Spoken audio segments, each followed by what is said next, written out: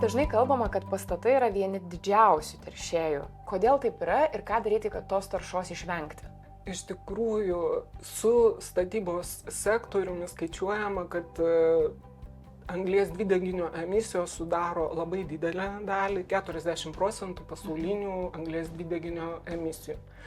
Ir iškart norėčiau pasakyti, kad tos anglies dvideginio emisijos, kurios susijusios su pastatais, jos susidaro per visą pastato gyvavimo laikotarpį.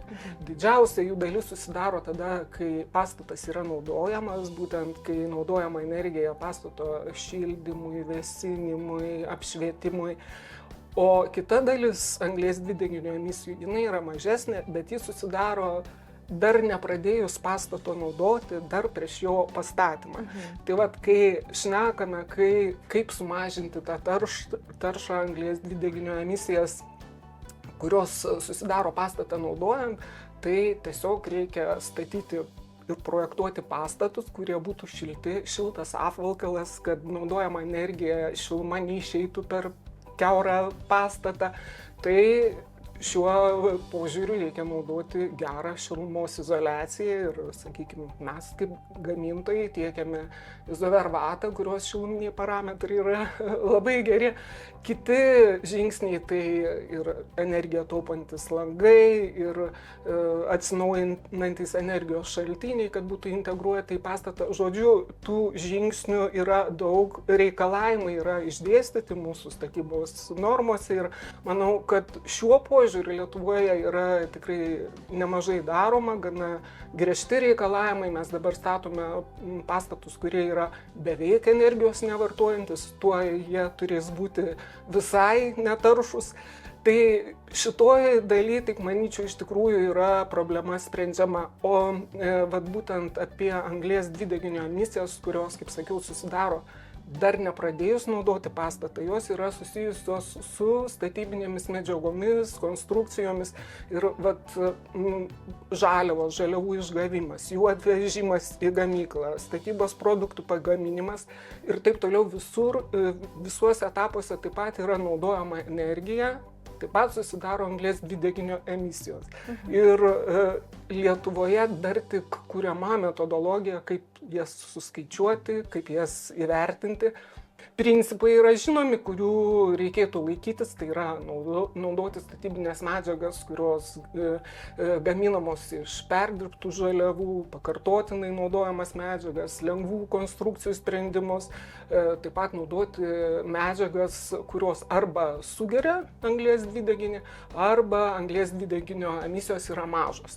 Tai iš anglį sugeriančių medžiagų tai būtų mediena, bambukas, šiaudai, žodžiu, biologinės kilmės medžiagos, kurios medis augdamas sugeria anglies dvideginį, savyje jį užrakina ir laiko, kol, sakykime, pabaigus naudoti nėra sudeginamas. Jūsų įmonė prisidėjo prie tokių žinomų pastatų kaip Kauno Žalgirio arena, Quadrum, Hansa. Jie laikomi yra tvarumo pavyzdžiais. Kuo jie išsiskiria ir ar paprastas lankytojas gali tą tvarumą pajusti?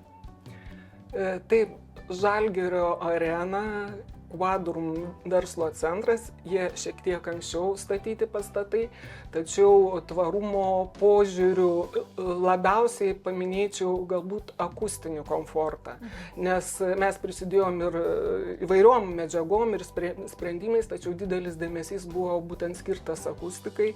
Tai patalpos, kur sumontuotos Gyprok pertvaros, jos izoliuoja garsą, nepraleidžia garso iš vienos patalpos į kitą, sumontuotos kabomosios lubos Gipton gipso, Ecofon mineralinės vatos, jos sugeria garsą, ta prasme sutvarko akustiką toje patalpoje, kad nebūtų per nelyg didelio aido ir panašiai. Ir dar taip pat ten buvo šiuose objektuose panaudota izover techninė izoliacija ant ortakių, tai vėlgi slopina triukšmą, kuris eina iš ortakių. Tai akustinis komfortas yra vienas iš reikalavimų, kalbant apie tvariuosius pastatus. Tai manau, kad būtent lankytojai ar darbuotojai, kurie dirba tuose pastatuose, turėtų būtent ir justi tą akustinį komfortą.